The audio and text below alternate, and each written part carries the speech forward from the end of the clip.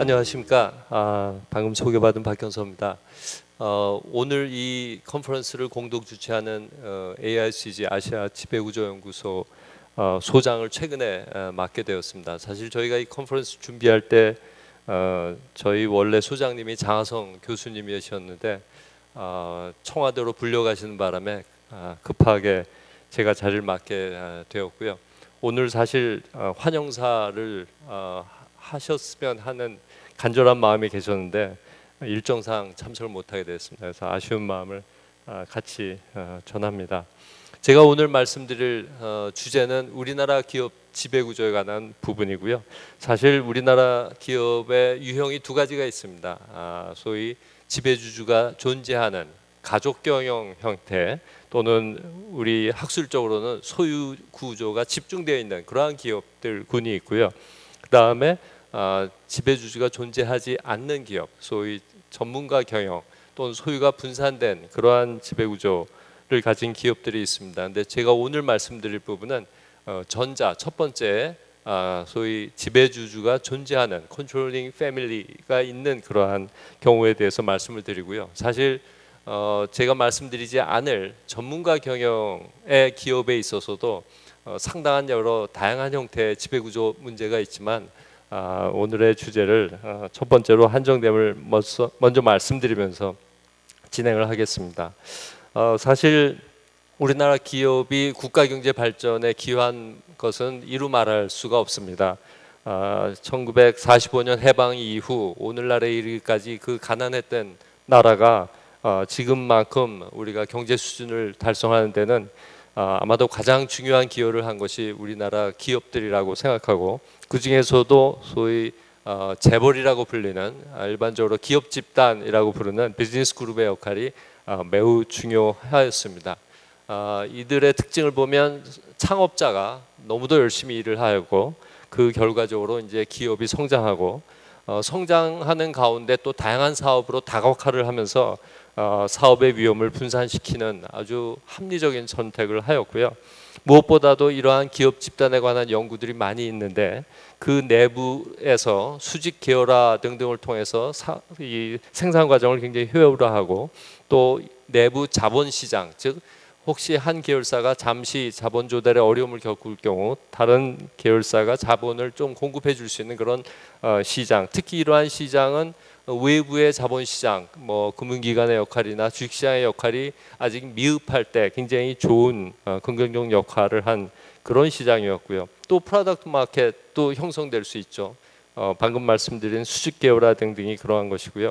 또 좋은 것은 사실 우리나라 회사들 간의 경쟁에 있어서 경영자 시장이 부족합니다. 즉 좀 더 나은 경영 성과를 이룬 경영자가 좀 더 좋은 보수와 더 지위가 있는 그런 기업으로 가는 그러한 경영자 시장이 상당히 미흡한, 지금 태동하고 있는 그런 시장을 이 기업 집단 내부에서는 계열사 간 경쟁을 통해서 만들어낸 그런 좋은 효과들이 작동한 것이 이 비즈니스 그룹이 우리나라 경제 성장에 기여한 큰 배경이 되었습니다.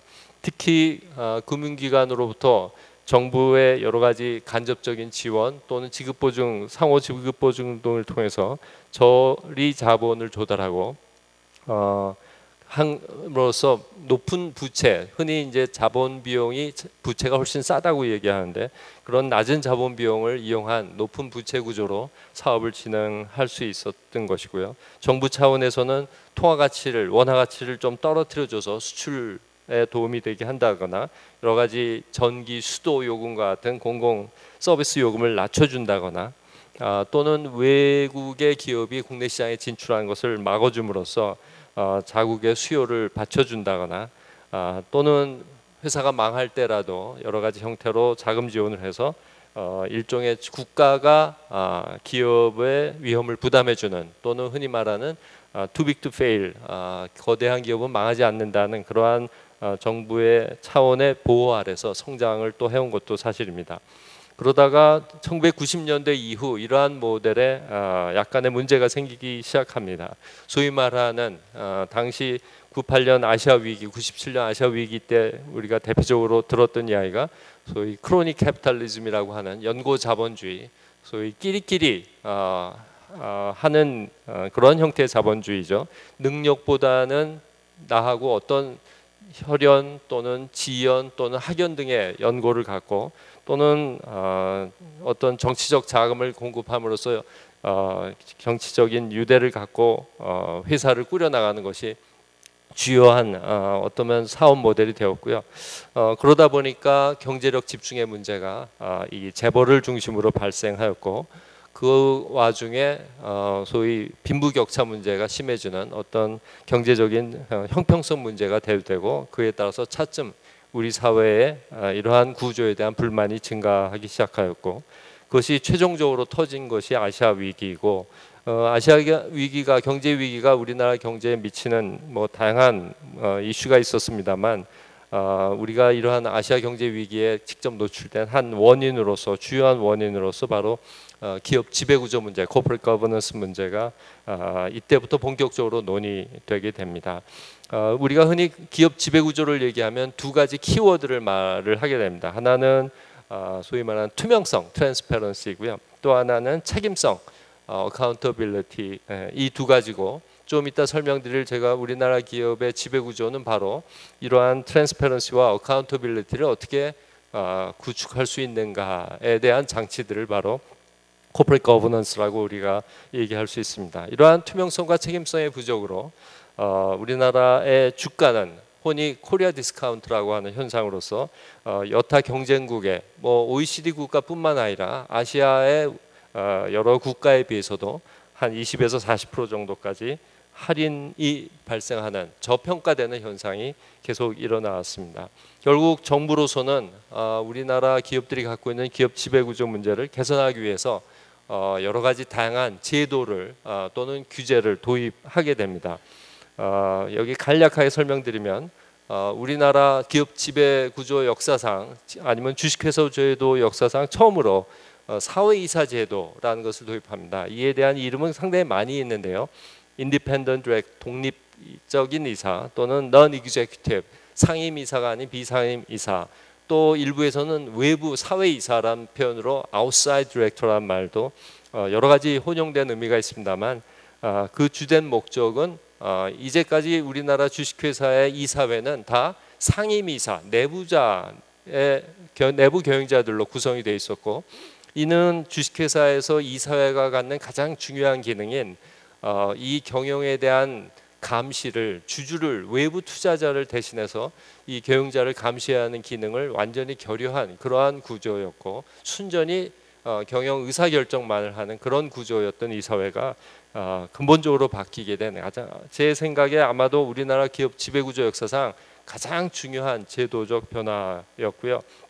그 밑에 노미네이션 커미티, 소위 이사 추천위원회라든가 오디트 커미티, 감사위원회 같은 것을 일정 기업 이상의 경우 다 두도록 하는 그런 제도 변화가 있었고요. 또 사회이사를 아무리 선임하고 싶어도 사실 우리나라의 내부 지분율, 즉 친경영자적인 지분율이 45% 정도 되고 일부 기업에서는 70%가 넘어갑니다.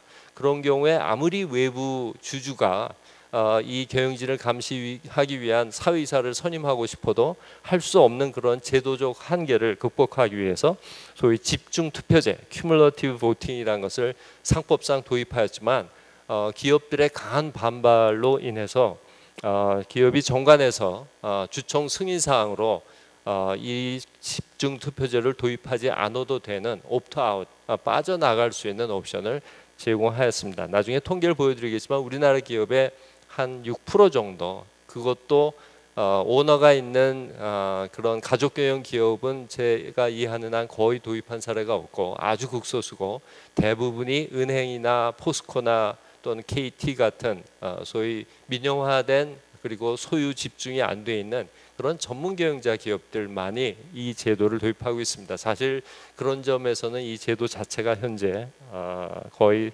사문화되어 있는 상태라고 볼 수 있습니다. 그 밖에 기업의 투명성 관련한 제도를 위해서 여러 가지 공시 의무를 강화한 부분이 있고요. 무엇보다 중요한 것 중에 하나가 재벌 기업이 마구 무한으로 확장하는 가장 중요한 수단이 계열사의 돈으로 또 다른 계열사를 투자하고 하는 끝없는 확장 구조였습니다. 그런 것을 어느 정도 제한하기 위해서 출자 총액 제한 제도를 도입합니다. 그래서 계열사가 갖고 있는 순자본, 자기 자본의 25% 이내에서만 계열사 출자를 할 수 있도록 하고요. 그동안 사실 회사끼리 서로 주식을 보유하는 상호 보유, 주식 보유라든가 또는 서클 형태로 다단계를 거쳐서 원형 형태로 소유 구조를 갖고 있기도 했는데 이러한 것을 금지하는 법이 도입되었고요.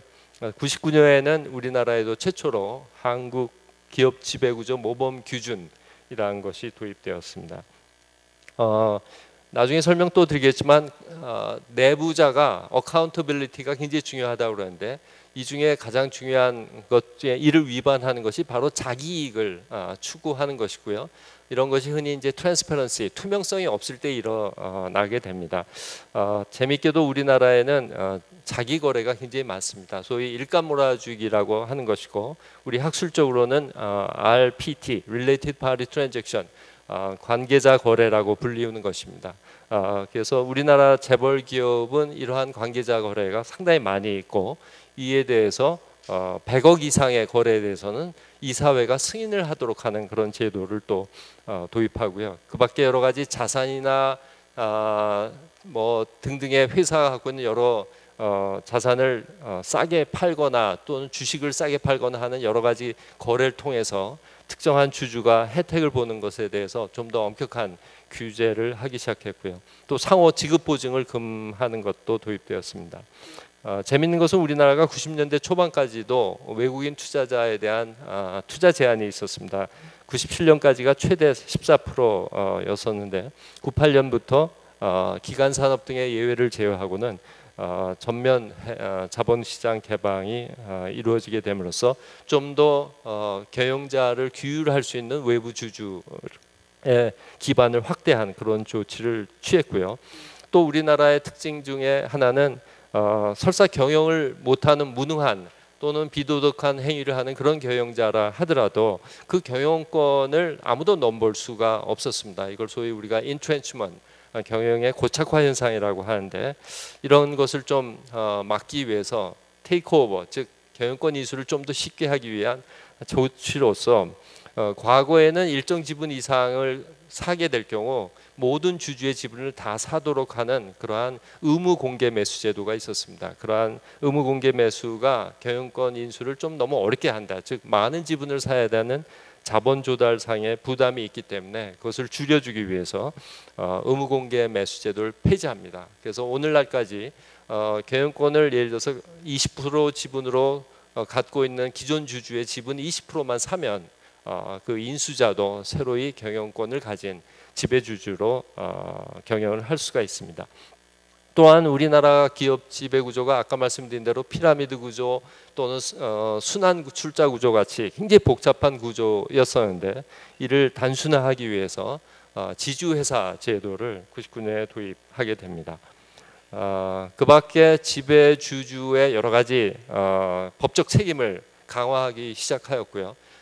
이러한 법적 책임을 상법상 강화하기 시작하자 많은 지배주주 또는 그 가족 일가가 이사라는 등기상의 신분을 벗어버리고 비등기 이사로 이러한 법적 제한을 피해 나가기 시작하였습니다. 그래서 드팩토 디렉터, 사실상의 이사, 실질적인 경영권을 행사하는 지배주주는 설사 등기가 안 되었다 하더라도 법적 책임을 져야 된다 하는 드팩토 디렉터, 사실상의 이사 제도를 도입함으로써 이러한 사적 이익 추구 문제를 규제하기 시작하였고요.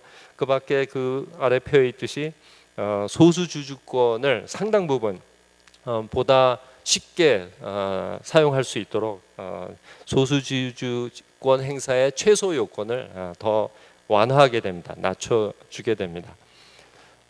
이제 다음 절에서는 우리나라 기업의 지금의 현재 지배구조 현황이 어떤지 그리고 어떠한 이슈가 있는지에 대해서 말씀드리도록 하겠습니다.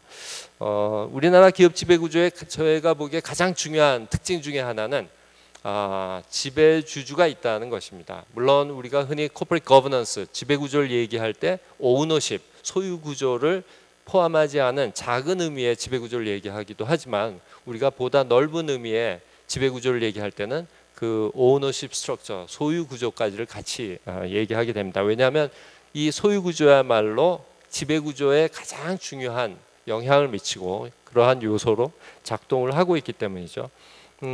우리나라는 특이하게도 제가 OECD 팩트북을 조사한 바에 따르면 전 세계에서 가장 높은 가족 경영의 비중을 갖고 있습니다. 그래서 우리나라 상장 기업의 95% 정도가 가족 경영이고 나머지 5% 정도가 전문가 경영의 분산된 소유 구조를 갖고 있고요.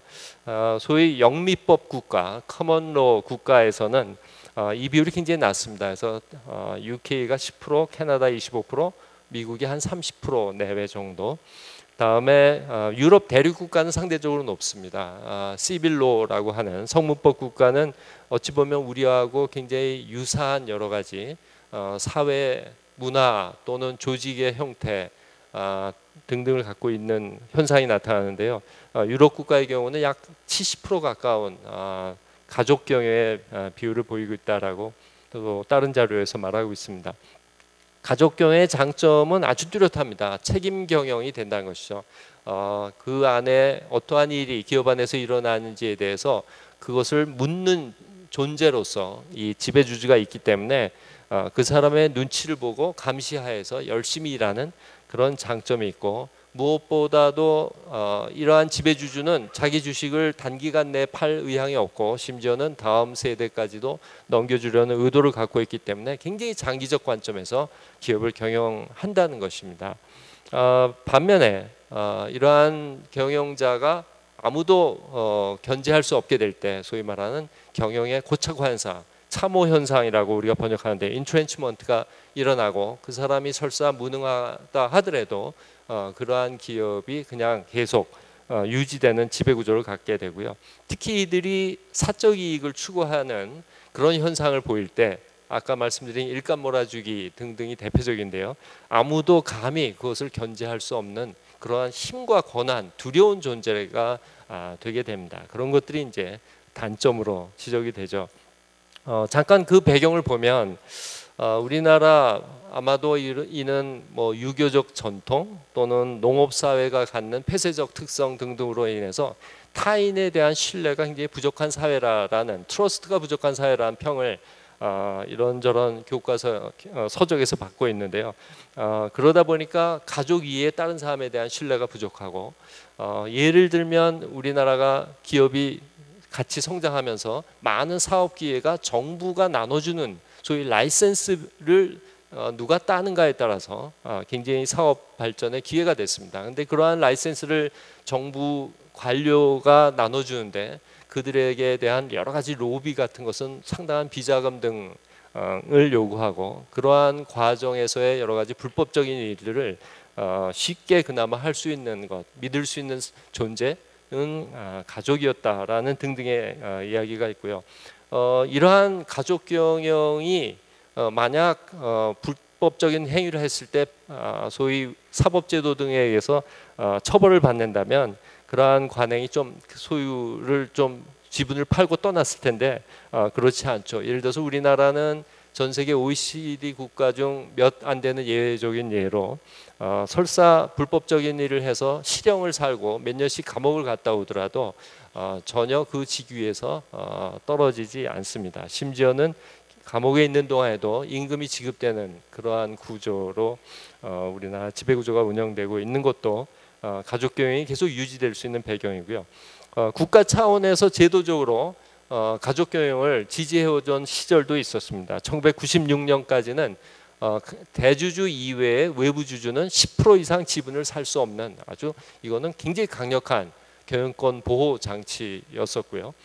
그러한 것들이 어찌 보면 국민적인 공감대, 즉 오너가 있어야 기업이 잘 성장한다는 그러한 사회적 지지를 받으면서 계속 유지되어 온 전통이 있었고요. 아까 잠깐 말씀드린 대로 가족 경영을 위해서는 세금, 상속세를 내고서도 충분한 지분을 확보할 수 있는 그 난관을 거쳐가야 됩니다.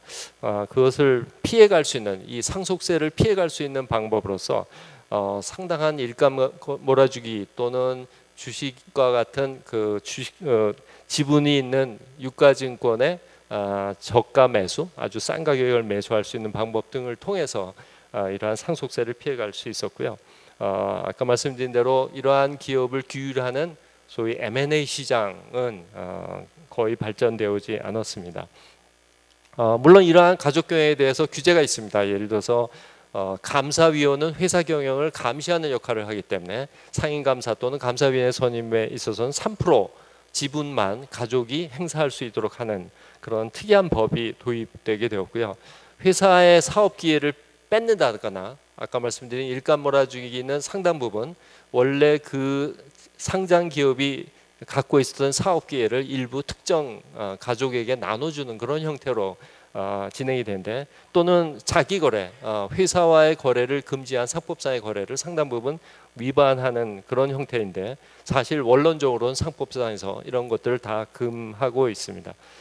또한 사실상의 이사제도 말씀드렸고요. 또 경영자 보수 중에서 가장 상위 5인을 내 보수를 공개하도록 하는 그런 제도, 또는 2013년에 우리나라 공정거래위원회에서 터널링, 일감 몰아주기에 대한 과세와 벌금을 부과하는 제도를 도입하게 되었지만, 이를 피해 나갈 수 있는 굉장히 많은 수단들이 있고요. 설사 이거를 위반하고 또 자기 이익을 추구하더라도 우리나라의 법 전통인 대륙법 전통 하에서 우리나라의 판사들은 굉장히 보수적입니다. 즉 성문법의 특성상 법에 명확히 규정되지 않는 행위에 대해서는 처벌하지 않는 것인데요. 사실 현대적 기업이 그 경영 과정에서 굉장히 다양한 형태의 사적 이익 추구나 또는 법을 넘나드는 그런 영역의 행위들이 많이 있는데, 영미법은 그러한 것들을 판사가 설사 이 법에 없더라도 자기가 판례를 만들어가면서 처벌함으로써 이 경영자의 비도덕한 또는 적절치 못한 행위를 규율해 나갔고, 그것이 자본시장 발달이 영미 국가에서 훨씬 많이 이루어진 그런 배경이 되었는데, 우리는 아직도 이 대륙법적인 전통으로 인해서 그런 부분이 굉장히 약한 편이고요.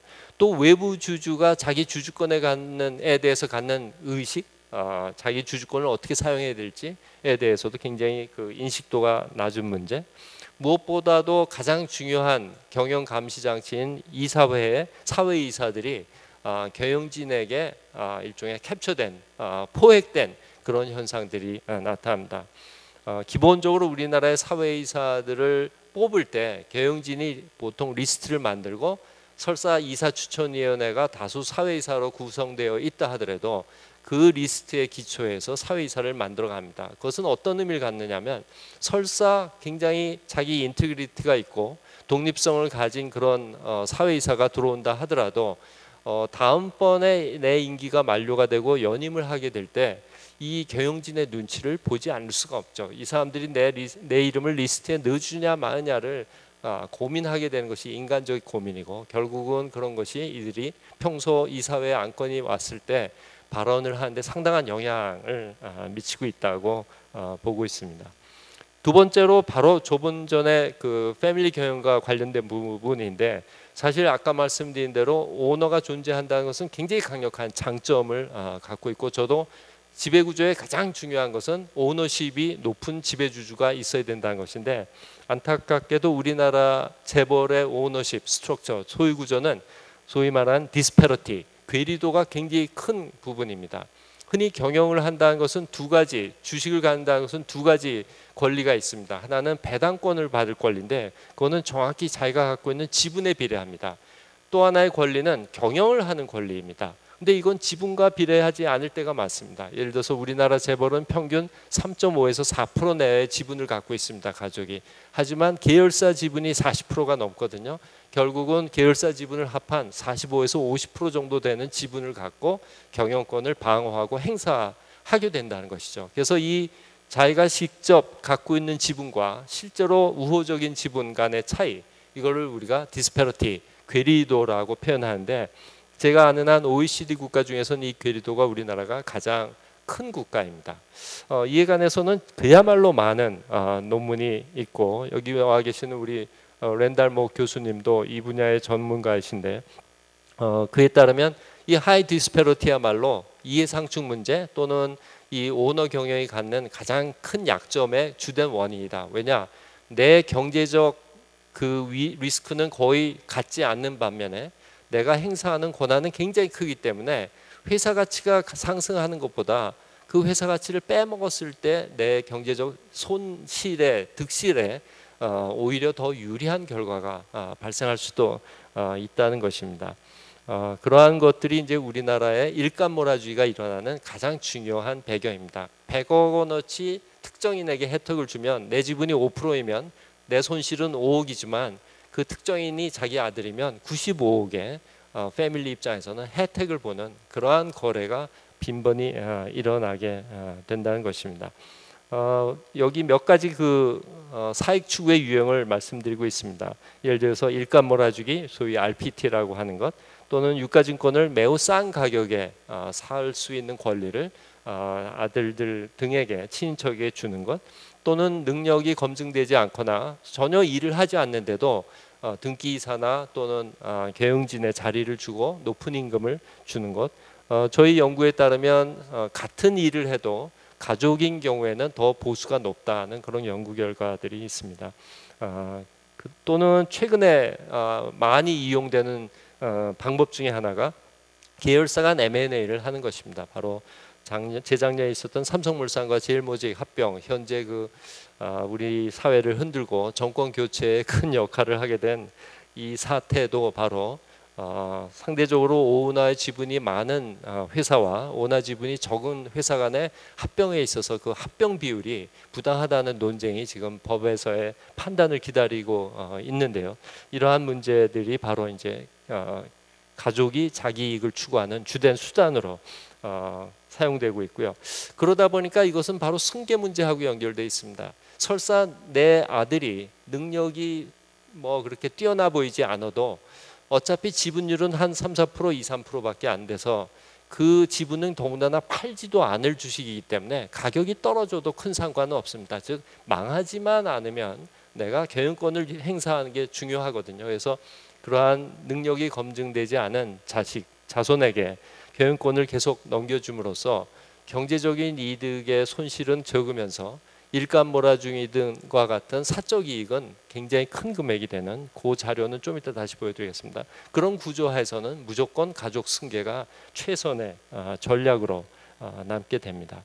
물론 이에 관한 규정이 있습니다. 바로 99년에 도입된 지주회사 제도가 이 디스패러티를 줄여서 지배구조를 개선해 보자는 게 가장 중요한 목적 중에 하나였습니다만 안타깝게도 이 지주회사 제도에 많은 허점이 있습니다. 여러분들 아시겠지만 서구의 지주회사 제도는 사실 제도가 없어도 보통 지주회사가 상장을 하고 그 자회사를 거의 100% 소유합니다. 물론 전략적 제휴 등의 배경으로 50대 50을 소유하는 경우도 있고 일부 소수주주가 남아있어서 90% 소유하는 경우도 있지만 거의 100% 소유하고 비상장으로 갖고 있는 게 정상적인 지주회사고 그럴 경우에만 아까 말씀드린 이 디스패러티, 괴리도의 문제가 완전히 사라질 수가 있고 특정 계열사에게 일감을 몰아주는 일도 지배주주에게 아무런 혜택이 안 되는 그러한 제도가 바로 이 홀딩 컴퍼니 제도입니다. 하지만 우리는 자회사 지분을 20%만 갖고 있어도 됩니다. 그래서 결국 자회사도 상장을 합니다.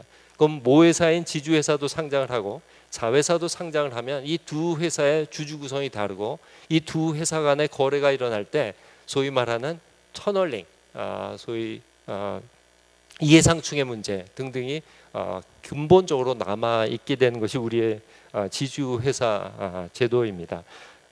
사실 맨 처음에 이 지주회사 제도를 도입할 때 최소 지분을 30%로 시작을 하였습니다. 하지만 지난 두 정권을 거치면서 이를 20%까지 낮춰줘서 더 쉬워졌고요.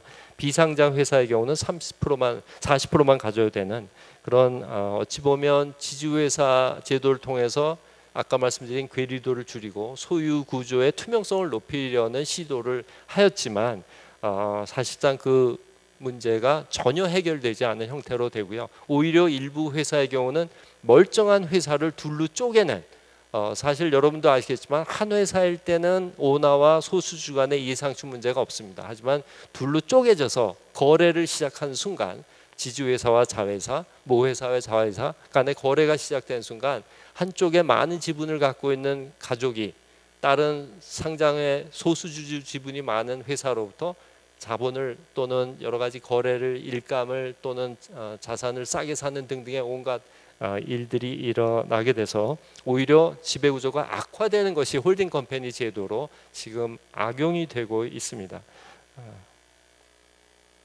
요거는 죄송하지만 종근당 사례인데요. 종근당 관계자분이 여기 나와 계시는지 모르겠습니다.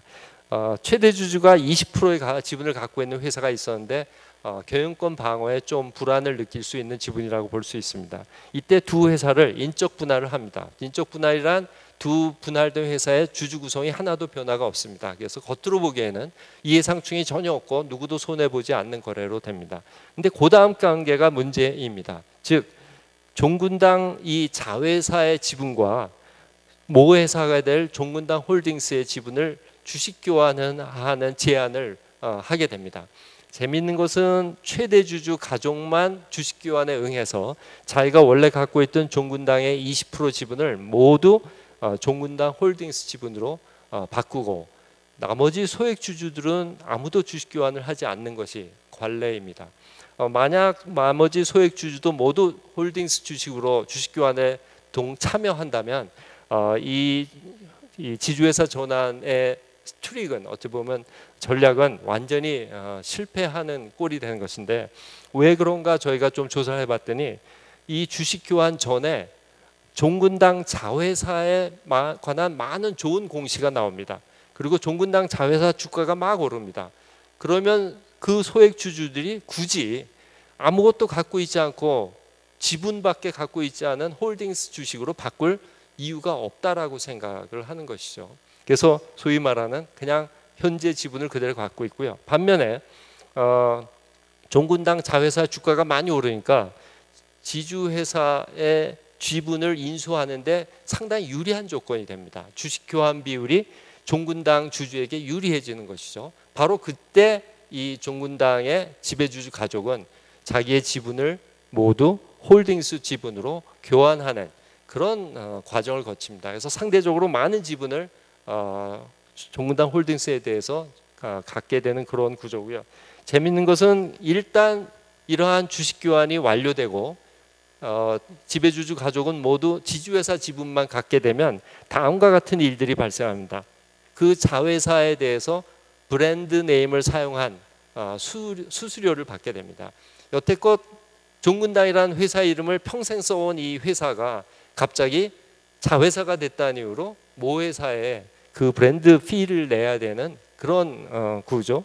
다음에 이 자회사의 본부가 위치한 또는 공장이 위치한 건물이나 땅을 이 지주회사 홀딩스에게 배분합니다. 인적 분할 때 결국 그러한 빌딩에 대한 렌트 같은 것을 받게 된다는 것이고, 그 밖에 자회사가 필요한 여러 가지 외부 서비스 등등을 뭐 물품 공급이라든가 회사에 필요한 연필에 뭐 조그만 도구의 공급이라든가 이런 것들을 이제 패밀리가 하기 시작합니다. 결국은 이 하나의 회사가 둘로 쪼개지면서 지배주주와 여타 소수주주 간의 이해가 오히려 더 괴리되고 상충되는 형태로 바뀌는 것이 오늘날 한국의 지주회사 제도가 작동하는 한 중요한 배경이 되었고요.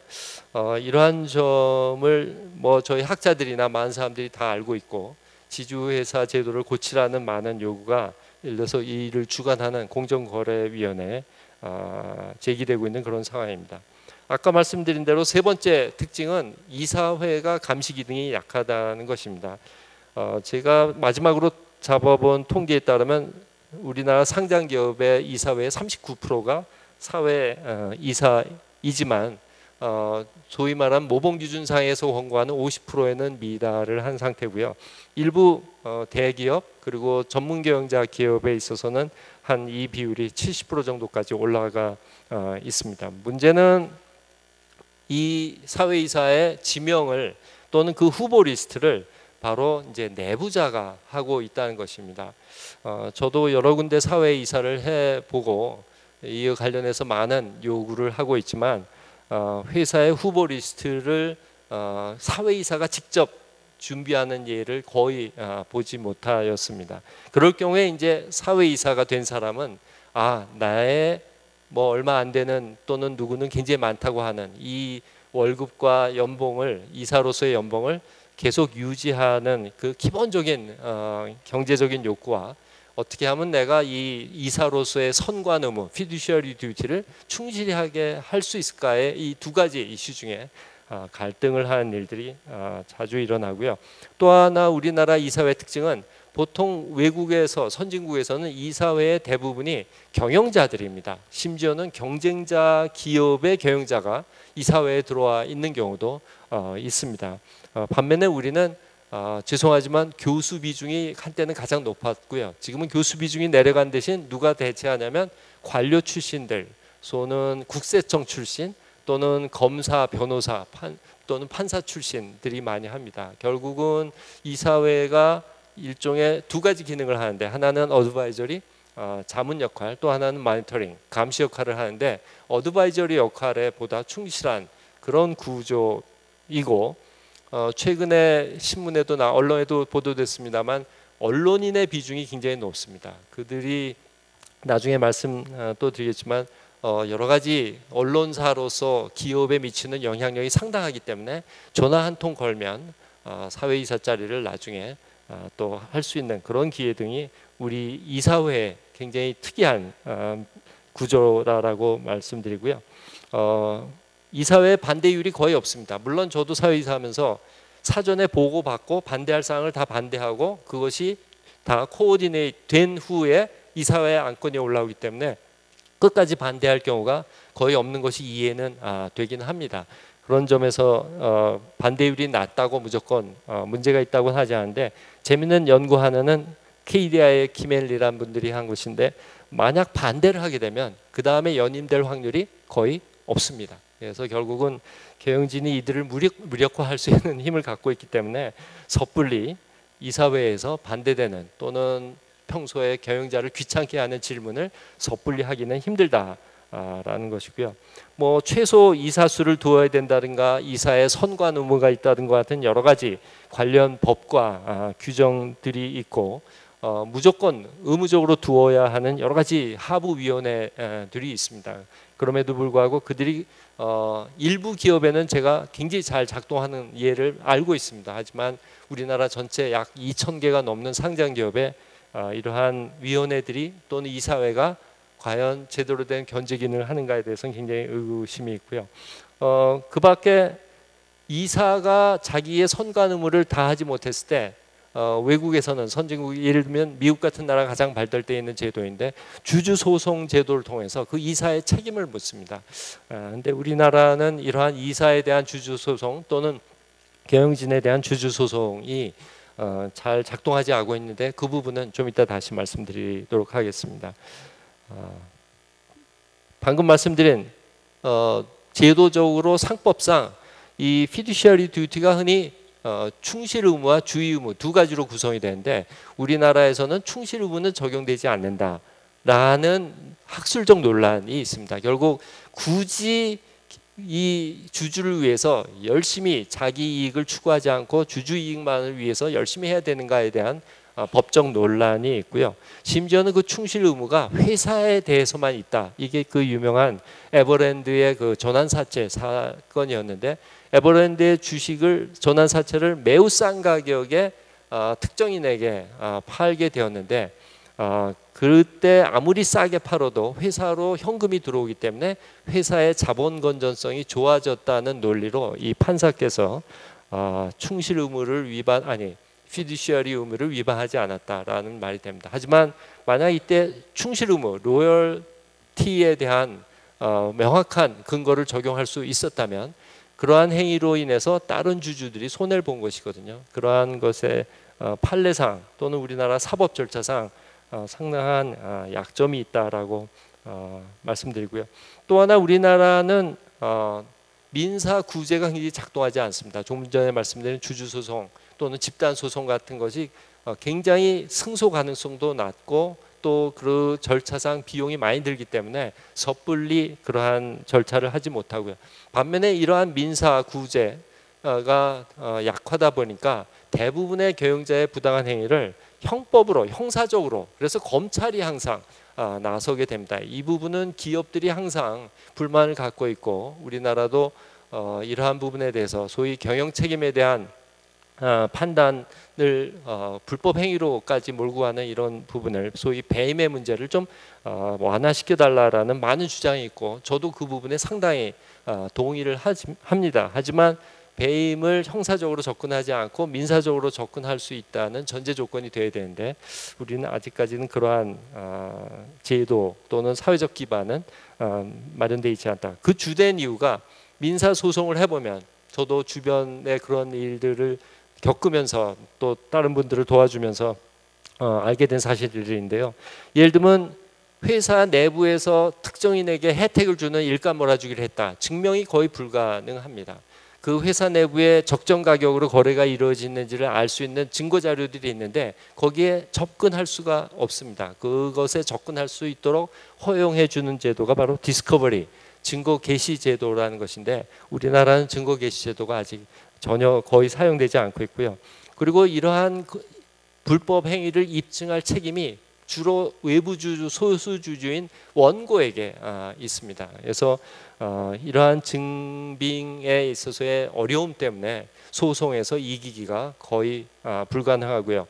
소송에서 이기는 단 한 가지의 방법, 중요한 방법은 그 내부자가 자진 신고를 하는 경우입니다. 고백을 하는 경우인데, 차라리 자살을 하지 그런 것을 고백을 하는 경영자는 없습니다. 만약 중간 경영자가 자살을 하면 더 이상 그 CEO, 사실 일감 몰아주기의 혜택은 지배주주인데 그 밑에 있는 전문 경영자들만 조사받고 혼인하고, 그들은 결코 CEO가 그러한 일을 지시했다라는 증언을 해주지 않는 한 이러한 소송을 이길 수가 없습니다. 그래서 우리나라에서의 이러한 민사구제는 거의 작동을 하지 않고 있고요. 무엇보다 집단 소송의 경우는 증권 관련 집단 소송으로 한정을 했습니다. 주가 조작, 회계 분식 또는 내부 거래, 그러다 보니까 그 외에 다양한 형태의 불법적인 거래, 예를 들면 일감 몰아주기 관련한 것 등에 대해서는 집단 소송이 불가능합니다.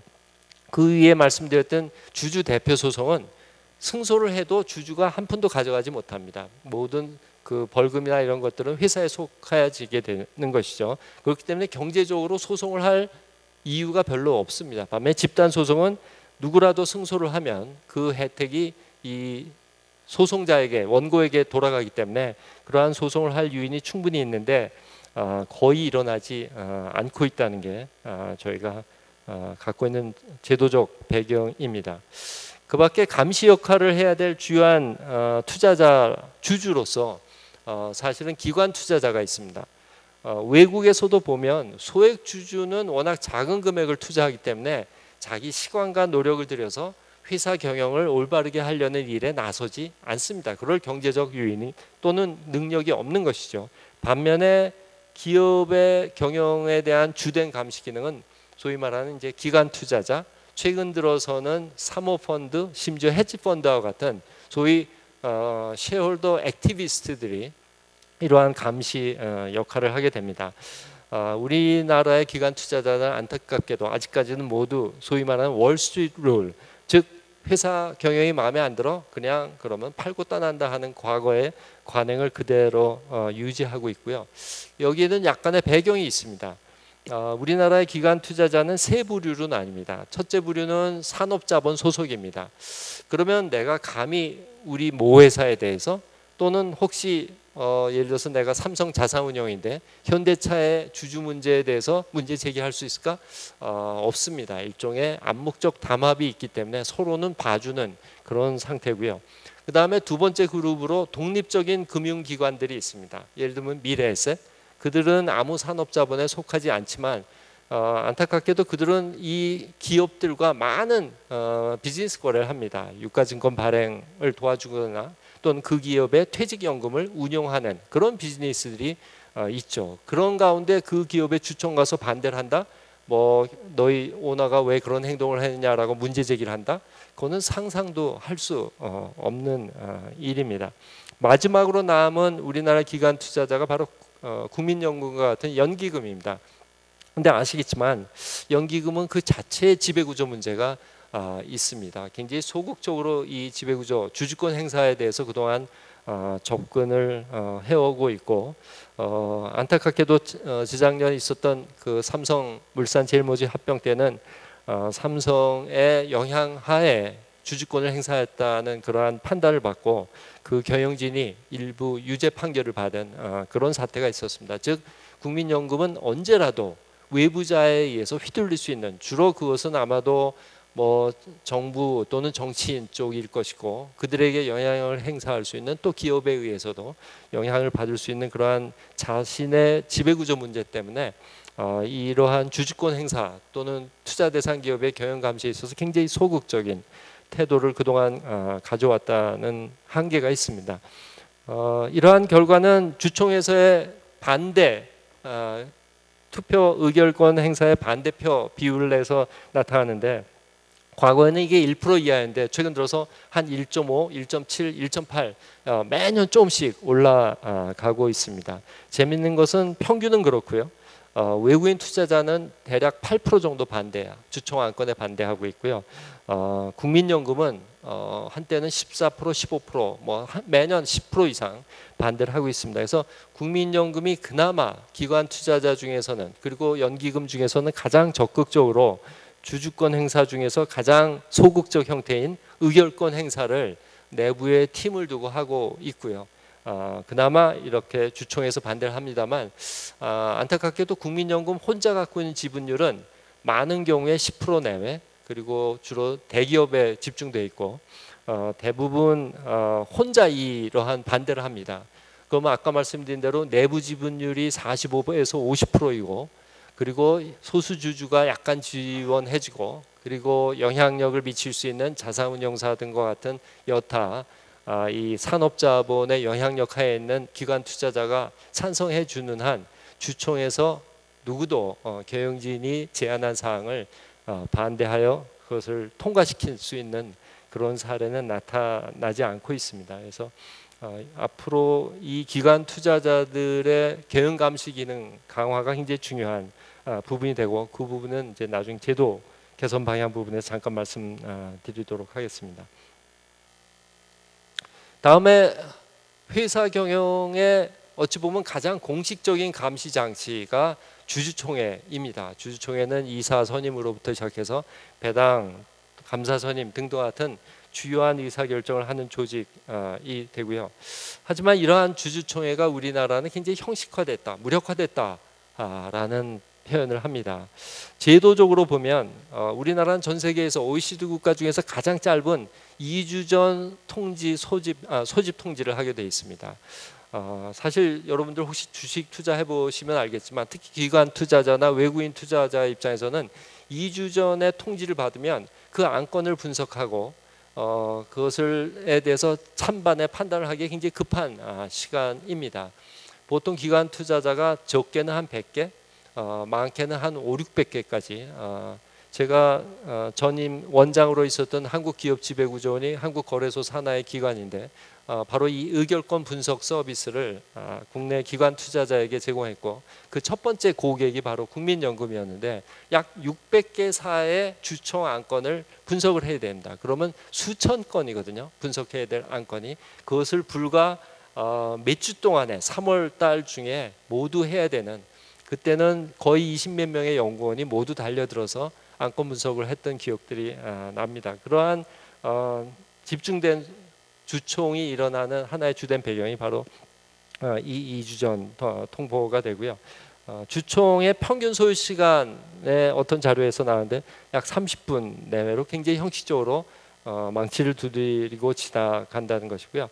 또 과거에는, 그리고 지금까지 올해 말까지 이 제도가 유효한데, 소위 섀도우 보팅, 만약 지분 참석률이 부족하면 참석하지 않은 투자자의 그 투표권을 참석한 투자자의 찬성 반대 비율로 다 참석한 것으로 인정해서 주총의 정족수가 통과되는 그러한 제도를 운영해 왔습니다. 이것이 그동안 계속 없어지는 법안이 통과되고 그것을 계속 유예해 왔고 이제 거의 마감 시간이 다가왔는데 기업들은 이 문제를 해결하기 위해서 굉장히 노력 중인 것으로 알고 있습니다. 또 하나 주총이 활성화되어 있는가의 한 중요한 지표 또는 증거로 소위 말하는 주주 제한을 우리가 참고를 합니다. 미국 S&P 500대 기업의 2013년 통계가 613개고요. 제가 최근에 올해 2017년 2월까지 죄송합니다. 2016년 작년까지 미국의 상장 기업이 약 4,800개 정도라고 하는데 그래서 제한된 주총 제한 건수가 1,000개가 넘습니다. 그래서 굉장히 활발하게 외국에서는 외부 주주가 난 이런 이사를 선임하고 싶다. 나는 배당을 이렇게 요구한다. 나는 이런 안에 반대한다 등등의 목소리를 내는 소위 주주 행동주의가 그것이 또 비중이 계속 늘어나고 있는 추세인데 반해서 우리나라의 주주 제한은 굉장히 제한된 케이스 33건으로 나타나고 이들 내용을 보면 그야말로 그 회사의 내부 경영자가 또는 오너가 횡령 수백억씩 횡령해서 회사가 망가질 대로 망가져서 싸움이 일어나는 그런 회사만 일어납니다. 정상적으로 경영하되 회사가 좀 더 잘 경영되도록 할 수 있는 주주 제한의 성격은 아직 나타나지 않고요. 그런 점에서 우리의 주총은 굉장히 형식적이고 외국의 주총은 그야말로 투자자인 회사의 주인인 주주가 자기의 목소리를 뜻을 경영자들에게 전달하는 장소로서 주총이 사용되고 있다라고 말씀드릴 수 있고요. 또 하나 재미있는 통계는 우리나라 주총의 약 80%가 그 3월에 세계 금요일 3날 동안 열립니다. 이 수치를 OECD 다른 국가하고 비교해 봤는데요. 외국은 5에서 15%, 동남아시아 국가도 25% 내외를 넘지 않습니다. 반면에 우리나라만 3개 날에 집중하고요. 어떤 한 금요일, 주로 이제 셋째 아니면 넷째 금요일인데에는 약 430개 주총이 한꺼번에 한 날, 한 아침에 열리는 경우도 있습니다. 이럴 경우에 아까 말씀드린 기관 투자자들은 어디 가서 목소리를 낼 수는 없고 기계적으로 프락시 보팅을 할 수밖에 없는 그런 거고요. 단 하나의 예외가 일본입니다. 그 주된 이유는 일본과 우리나라만 3월 이전에 주총을 개최해야 되는 제도적 배경이 있습니다. 즉 주총에서 승인된 재무제표를 3월 말 결산법인 공시 때 해야 되는 요건이 있습니다. 반면에 제가 아는 모든 OECD 국가는 주총에서 재무제표를 승인하지 않고 이사회가 일단 승인하고 일단 3월 말에 공시를 하고 4월, 5월, 6월에까지도 주총을 엽니다. 그럼 어떤 장점이 있느냐? 주총에 참가한 주주들이 우리 회사 경영자의 성과뿐만 아니라 경쟁자 기업의 성과까지도 다 공시되어서 받아보고 주총에 참여해서 그 경영자가 잘했는지 못했는지를 합리적으로 따질 수 있는 그러한 소위 내실화된 실질적인 주주총회가 이루어지는 것이 이제 서구의 주주총회다라고 말씀드릴 수 있습니다. 여러 가지 제도 관련 사항은 간략하게 넘어가도록 하고요. 아까 말씀드린 대로 주총 승인을 반드시 요구하는 재무제표 승인을 요구하는 이 제도를 선진국처럼 바꾸면 좋은데 사실 그동안 이 제도를 바꾸기 위해서 많은 당국과 얘기하고 공청회도 하고 했습니다만 그때마다 기업 측 토론자가 이러면 기업이 굉장히 경영하기 힘들어진다는 주제의 논지로 반대를 해서 아직까지는 실현이 못 되고 있습니다. 이번 정권에 어떻게 될지는 좀 두고 보도록 하겠습니다. 마지막으로 기업 경영의 지배구조를 내부 지배구조로 한정할 뿐만 아니라 외부 지배구조를 얘기하는 것이 있습니다. 그게 바로 이제 M&A 시장, 마켓 포 컨트롤이고요. 우리나라는 아까 말씀드린 대로 그러한 경영자를 규율한 형태의 M&A는 없고 회사가 다 망해서 정부, 국세가 국민의 세금이 들어갈 수준이 되어야지만 M&A가 일어나는 아주 지극히 수동적인 형태의 M&A 시장만 형성돼 있다라는 말씀을 드립니다. 그 결과는 아까 잠깐 말씀드린 한국거래소 산하의 기업 지배구조원의 평가 결과 잠깐 보여드리면 지배구조 점수가 이게 사실 2002년부터 데이터가 있는데 이 공간상 최근 데이터만 보여드리고요. 오히려 나빠지고 있습니다. 이는 지난 두 번의 보수 정권의 영향도 상당히 작동하고 있고요. 무엇보다도 전체 100점 만점 중에서 가장 나쁜 점수를 맞은 것이 두 번째 칼럼에 있는 이사회입니다. 아까 말씀드린 대로 주주총회는 너무 멀고 그리고 늦게 개최되는 감시 장치이고요. 이사회야말로 기업의 경영을 감시하고 견제할 가장 중요한 장치인데 그 점수가 굉장히 나쁜 상태이고 그것이 점점 심지어는 더 나빠지는 형태로 바뀌고 있다는 것이 우리의 지배구조의 모습이고요. 그에 따라서 어떤 일이 일어났느냐, 내부자의 극도의 자기이익 추구 또는 경영 고착 현상이 일어나고 있습니다. 그 아래편은 공정거래위원회가 발표한 일감 몰아주기 성격을 갖는 거래 규모입니다. 그 맨 마지막 오른쪽 칼럼에 보시면 비상장 회사가 여타 계열사와 거래한 금액이 있습니다. 약 91조 정도이고요. US 달러로는 그러면 91 빌리언 US 달러 정도 될 겁니다. 이게 40대 대규모 기업 집단 전체이고요. 약 이 90조에 이 비상장 회사의 가족 지분은 굉장히 높습니다. 한 평균 40% 정도 되고 있고요. 또 이러한 비상장 회사가 계열사하고 거래할 때는 그 매출 영업이익률이 더 높습니다.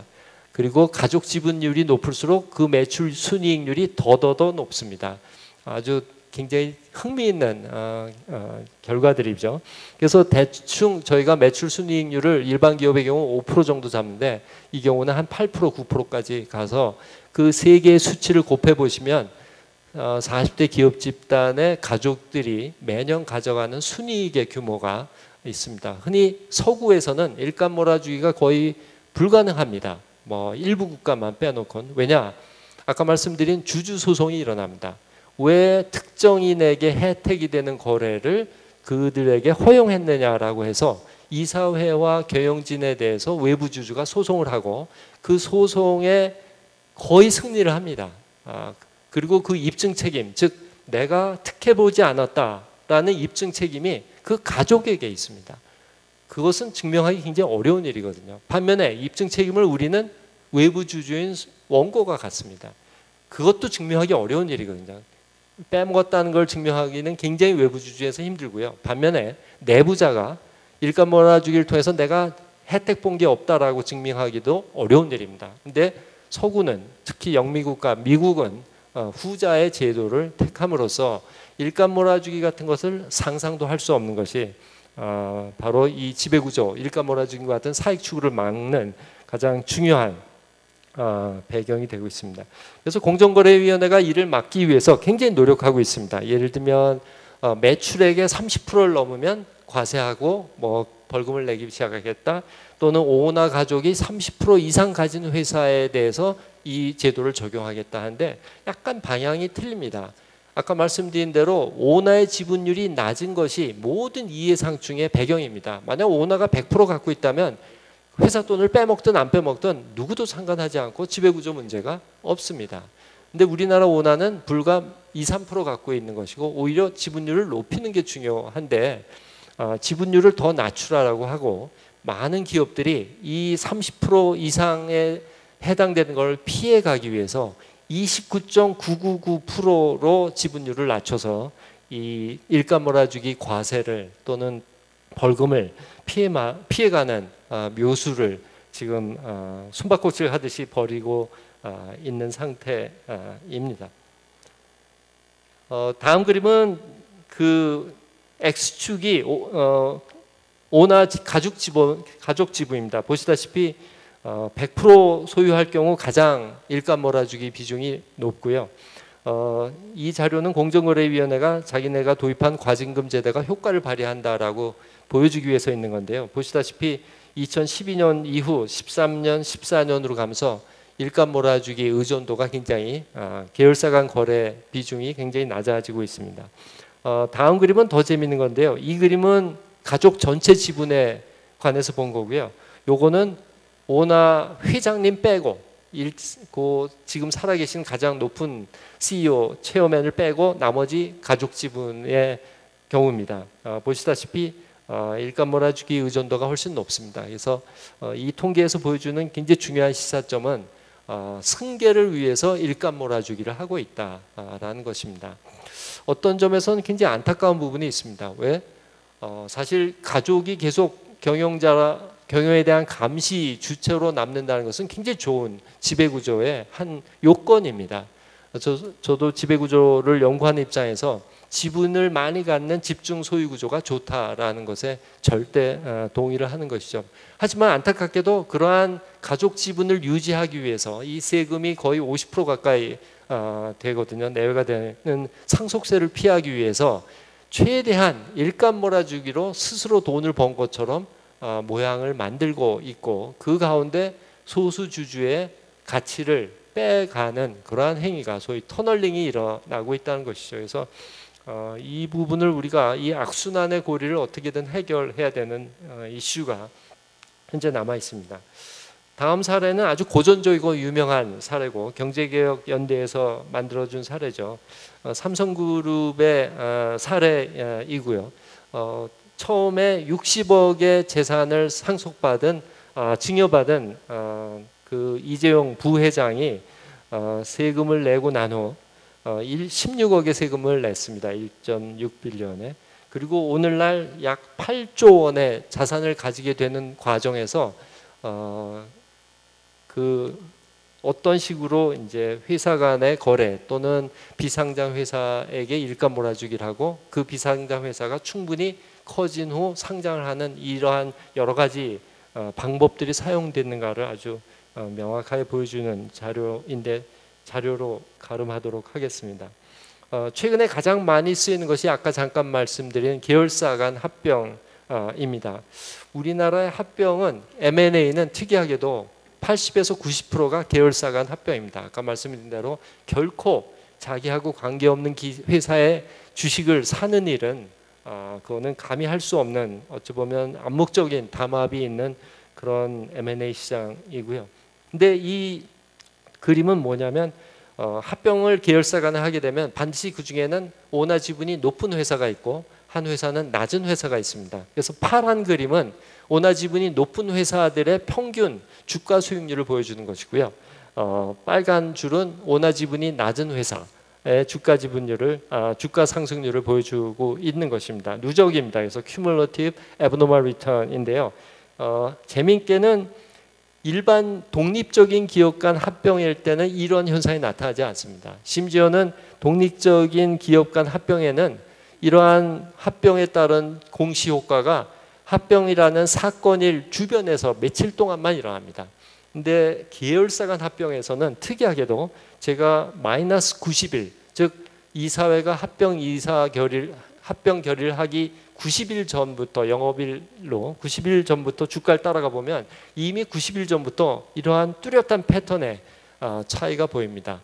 이거에 대한 해석은 두 가지입니다. 하나는 주식시장의 투자자들이 이 두 계열사가 합병을 할 거라는 소식을 미리 알고 알아서 자기 실현적인 거래를 하는 것이죠. 즉 오나 지분이 높은 회사는 앞으로 오를 것이다, 오나 지분이 낮은 회사는 앞으로 내릴 것이다 라는 자기 실현적 그러한 거래를 주식시장에 하다 보니까 이런 차이가 나게 된다는 것이고요. 또 하나는 지난번에 삼성물산 제일모직 합병에 반대한 소수 주주들이 주식 매수 청구권 소송을 하고 있고 지금 대법원 판결을 기다리고 있습니다. 그런데 재밌게도 고등법원에서, 그것도 우리나라 재판 사법 역사상 가장 예외적인 이례적인 판례라고 얘기를 합니다. 그 삼성물산의 주가가 상당히 저평가됐다는 것이 핵심이었는데요. 그 이유를 이 판사가 판례문에 뭐라고 들었냐면 삼성물산의 주가를 나름 매니퓰레이트한 뭔가 조작을 한 여러 가지 정황들이 의심이 된다라는 것을 판례에 씁니다. 사실 이는 우리나라 아까 말씀드린 대륙법 전통, 성문법 전통에서는 거의 인용하지 않는, 즉 확실한 직접적 증거가 있어야지만 인용을 하는데 그분은 상당히 영미법에서의 그 판례법을 따르는 미국의 판사 같은 판단을 했고 이것이 굉장히 논란이 되고 흥미로운 판례가 됐고 지금 마지막으로 대법원 판결을 기다리고 있습니다. 마지막으로 회사 가치와 지배구조 관계가 그런 관계가 있느냐? 뚜렷한 관련이 있다는 게 전 세계 모든 상장 기업들에 대한 분석에서 나오는 자료입니다. X축이 지배구조 점수이고 Y축이 마켓 투북 레이쇼로 평가되는 것인데요. 상위 집단과 하위 집단 간에 약 40%의 주가 차이가 있습니다. 그래서 결국 아까 말씀드린 대로 코리아 디스카운트 현상은 바로 지배구조 문제에 상당히 기인한다는 것이고요. 이건 제가 최근 자료로 300점 만점으로 다시 한번 토빈 Q를 종속 변수 Y축으로 해서 돌려본 자료인데 여전히 굉장히 유의성 있는 지배구조와 기업 가치 간의 관계를 보이고 있고요. 좀 더 엄격하게는 이 역의 인과관계, 즉 토빈 Q가 높았기 때문에 지배구조를 좋게 할 수 있다는 이 리버스 코젤리티 문제를 통제한 모형에서도 이러한 지배구조가 좋은 영향을 기업 가치에 미친다는 결과는 살아남고 있습니다. 마지막으로 그동안 우리나라는 앞에 보여드린 대로 서구에 비해서 굉장히 엄격한 지배구조 장치들, 규제, 법제도를 도입해 왔습니다. 전 세계의 지주회사 제도를 갖고 있는 나라는 일본하고 우리뿐이었고 일본도 지금 거의 그것을 사문화한 것으로 알고 있습니다. 그럼에도 불구하고 우리나라의 지주회사 제도는 악용되고 있고 작동을 안 하고 있는 것이죠. 오히려 제도가 없는 서구에서는 지주회사 제도가 투명성을 높이고 어카운터빌리티를 높이는 좋은 제도로 활용이 되고 있는 것입니다. 그래서 질문은 이겁니다. 이렇게 많은 법과 규정은 사전적인 규제인데 그것이 결국은 이 내부의 부당한 행위, 경영 행위를 막지 못한다는 것이 결론이라는 것이죠. 최근에 정부는 새로이 집중투표제의 의무화, 예를 들면 다음에 전자투표제 도입, 또한 대표소송을 다중대표소송, 더블 데리버티브 해서 자회사뿐만 아니라 기업 주주가 직접 소유한 회사뿐만 아니라 자회사 단계까지 적용할 수 있는 여러 가지 제도를 고민하고 있는데 저는 지난 20년간의 변천사를 본 경험으로 제도 강화로 과연 우리나라의 내부 지배구조 문제가 해결될까라는 의심을 갖습니다. 반면에 서구는 특히 미국이 좋은 예인데 사전적인 규제가 거의 없습니다. 하지만 조금이라도 자기 이익 추구를 하고 불법적인 행위를 할 경우 시장에서 사법제도, 민사소송에 의해서 시빌 로수에 의해서 이런 것을 어마하게 규율하고 그러다 보니까 감히 회사 돈을 갖고 자기가 이익 보는 어떠한 거래, 일감과 몰아주기 거래는 상상도 할 수 없는 그런 제도를 만들어 낸다는 것이죠. 그래서 나중에 또 저희 패널 토론도 있고 하기 때문에 제 강의는 이 정도로 마치고 추후 또 다른 패널 분들과 논의를 좀 하도록 하겠습니다. 감사합니다.